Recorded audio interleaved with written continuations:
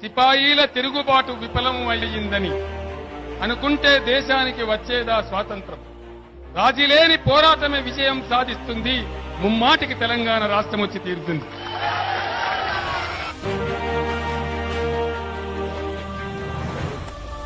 సంస్కరణల పేరిట తెలంగాణ రైతాంగానికి, తెలంగాణ విద్యార్థికి, తెలంగాణ కార్మిక లోకానికి బిగించబడుతున్నటువంటి ఉరి తాళ్లు.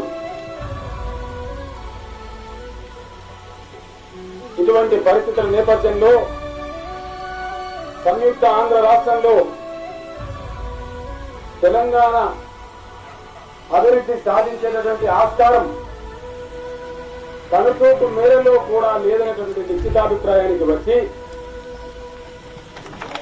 తెలంగాణ అభివృద్ధి